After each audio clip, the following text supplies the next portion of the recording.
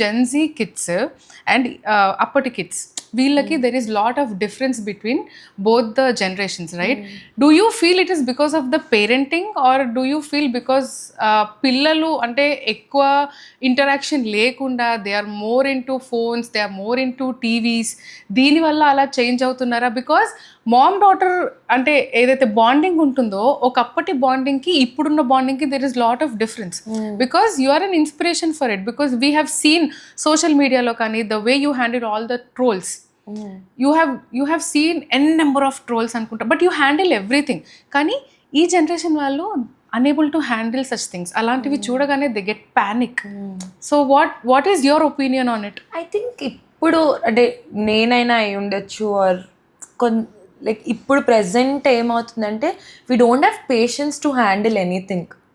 అప్పట్లో అన్నిటికీ పేషెన్స్ ఉండేది. ఐ వాజ్ లైక్ నాకు అసలు పేషెన్స్ చాలా తక్కువ ఉండేది.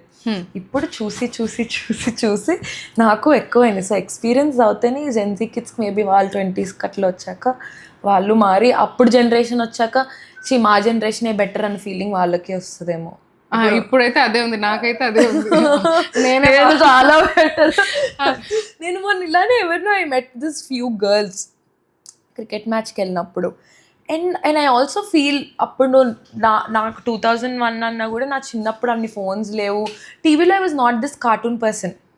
I was always watching this movies or కిందకెళ్ళి ఆడుకుందాం వాళ్ళతో ఆడుకుందాం అట్లా ఉండేది. సో ఇప్పుడు 1-2 year మనం వీడియోస్ చూస్తేనే వాళ్ళు ఎంత మెచ్యూర్డ్గా వీడియోస్ చేస్తున్నారు ఇన్స్టాగ్రామ్లో.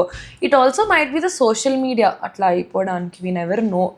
పేరెంటింగ్ అని అంటే అన్నీ ఆల్ నెగిటివ్ థింగ్స్ అన్ని కలిపి అట్లా తయారైపోతున్నావే. యూ ఫీల్ నెగిటివ్ ఎక్కువ స్ప్రెడ్ అయిపోతుంది మన దగ్గర జనరల్గా. అప్పట్లో ఫోన్ చేసి మాట్లాడాలంటే చాలా టైం పట్టేది. ఫోన్ కోసం వెయిట్ అదేదో ఉండేదంట కదా. సో నాకు తెలియదు, మా అమ్మ చెప్పేది. కాయిన్ ఫోన్ కంటే ముందు ఎవరికైనా ఫోన్ చేయాలి అంటే వాళ్ళకి నెంబర్ ఇచ్చి అంటే ఆల్మోస్ట్ 80s 70s టైంలో I have seen something where call రావాలి అంటే they use to stay in a line.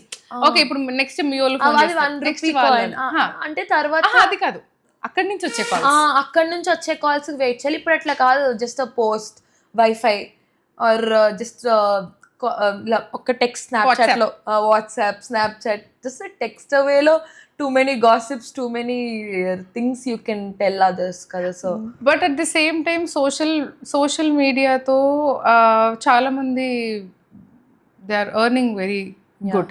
So what people normal common people ఏమనుకుంటారంటే సెలబ్రిటీలది ఏముందిరా మస్తు పైసలు సంపాదిస్తారు, వాళ్ళకి ఏంది ఇందులో నుంచి పైసలు వస్తాయి అందులో నుంచి పైసలు వస్తాయి అని అనుకుంటారు. Do you think that is real? సెలబ్రిటీలకు ఎక్కడ చెట్లేం కాసే, మనకేమి ఇంట్లో మనీ ప్లాంట్లు పెట్టుకున్నందు మాత్రం మనీ ప్లాంట్ నుంచి మనీ రాదు. బట్ దానికి కూడా ఒక హార్డ్ వర్క్ ఉంటుంది కదా. You have to invest on yourself, that you have to do a proper diet or you have to look beautiful for it. అంటే బ్యూటిఫుల్ లేకపోయినా ఇప్పుడు ఫర్ ఎగ్జాంపుల్ కమీడియన్స్ ఉంటే వాళ్ళ సెన్స్ ఆఫ్ హ్యూమర్ బాగుండాలి. They have to work on it. అంటే మన మీద మనం వర్క్ చేసుకుని celebrities also should work on them. అంత తొందరగా డబ్బులు ఎవరికి వచ్చేవో సక్సెస్ వస్తేనే మేబీ డబ్బులు రావచ్చు. ఊరికే ఇప్పుడు ఇంట్లో కూర్చున్నంత మాత్రాన డబ్బులు వచ్చేస్తాయి అన్నది. ఇప్పుడు రీల్స్ చేయాలన్నా కూడా చాలా కష్టం ఉంటుంది. దాని వెనకాల ఒక లైటింగ్ సెటప్ ఉంటుంది, దానికి వాళ్ళకి ఎక్స్ప్రెషన్స్ వచ్చి ఉండాలి, కాస్ట్యూమ్స్ రెడీగా ఉండాలి, చాలా ఉంటాయి. దానికి మేకప్ లైట్ అదే దానికి కూడా చాలా కష్టం ఉంటుంది. ఇప్పుడు ఒకళ్ళు 10 rupees సంపాదిస్తున్నారంటే ఇప్పుడు బెగ్గర్ కూడా వాడి కష్టం వాడికి ఉంటుంది. సేమ్ వీళ్ళకి ఎవరైనా ఎనీ ప్రొఫెషన్ దాని వెనకాల కొంచెం హార్డ్ వర్క్ ఉంటుంది. వీళ్ళకి కూడా చాలా హార్డ్ వర్క్ ఉంటుంది వెనకాల. సో సెలబ్రిటీస్కి కూడా సక్సెస్ వచ్చాకే డబ్బులు వస్తాయి. ఊరికే ఇప్పుడు నాకు కూడా మొన్నటి వరకు మా అమ్మ పాకెట్ మనీ తీసుకుంటేనే వచ్చాయి కదా. సో అట్లనే ఇప్పుడు కొంచెం ఓకే నేను వర్క్ చేయడం స్టార్ట్ చేశాక అవన్నీ నేను సేవింగ్స్లోకి ఏం వెళ్ళవు. షాపింగ్ అని వెళ్ళిపోతుంది, బ్యూటీ ప్రోడక్ట్స్ అని వెళ్ళిపోతాయి. So same. సో అమ్మతో ట్రిప్కి కొంచెం అది సపరేట్ కేటగిరీ. ఫుడ్ పైప్ ఉన్నట్టు ట్రావెలింగ్ పైప్ సపరేట్ ఉంటుంది. That has to be. నేను I didn't go to anywhere, like I didn't go anywhere year. అందరు దిష్టి తగిలేసిందో ఏమో. మనం ప్లాన్ చేద్దాం. Yeah, I'm ready. You, Surekha akka, me and my daughter. Yeah, sure, I'm ready. I was telling my other friends, please నన్ను ఎక్కడో ఒక చోటకి దిష్టి తగిలేసిందేమో అందరూ వెకేషన్. నేను ఇయర్ తిరుపతి తప్పితే Hmm. తిరుపతి తప్పితే నేను ఇంకా ఎక్కడికి వెళ్ళలేదు. భద్రాచలం ఒకసారి వెళ్ళినట్టున్నాను. That's it. I didn't go anywhere. సంక్రాంతికి విజయవాడ వెళ్ళాను. అది ట్రిప్ కాదు. అది ట్రిప్ కాదు, అది అమ్మమ్మ వాళ్ళ దగ్గరికి. బట్ ఈ గోవా కానీ ఇవన్నీ ఇంటర్నేషనల్ ట్రిప్ అసలు నేను ఇయర్ ఎక్కడికి వెళ్ళలేదు. So you have to take a break then. I have to take a break and I've decided to take a break. Too much నాకే అంటే చాలా చాలా పని చేస్తా, చాలు యూ నీడ్ అ వెకేషన్ అన్న ఫీలింగ్. So this is what artist అంటే సెలబ్రిటీస్ ఎవరైతే ఉంటారో they go through lot of stress. So మీ ముందుకి రావాలి, మీకు కనిపించాలి, మీ ముందు ఇంత అంటే శ్రమ చేస్తున్నాము కాబట్టి మీ ముందు ఇంత హెల్తీగా కనిపిస్తున్నాము అండ్ అందుకే డబ్బులు కూడా వస్తున్నాయి. సో ఇనిషియల్ డేస్లో ఏముండదు. ఓకే, డబ్బుల గురించి టాపిక్ వచ్చింది కాబట్టి what was your first earnings and how much was it if you don't mind?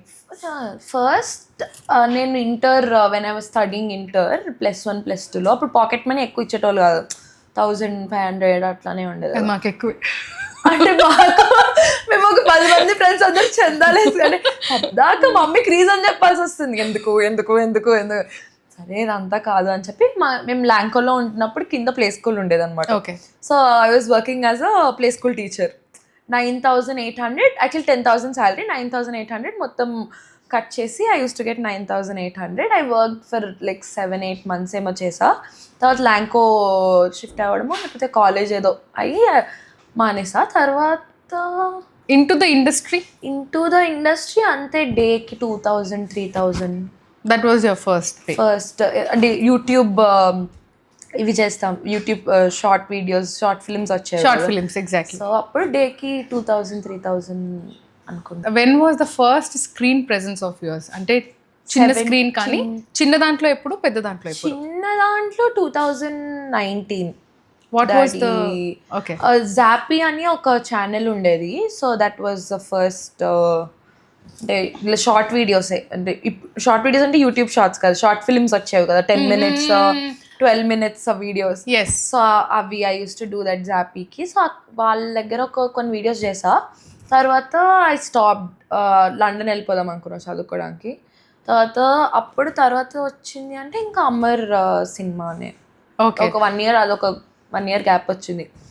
అటు వెళ్ళాలా ఇటు వెళ్ళాలా అదొక కన్ఫ్యూజన్లో ఉండే. తర్వాత 70mm అంటే మొన్న 2026 February 13th. So that is where you have seen yourself on the big screen. Yes. What was your feeling? I was emotional.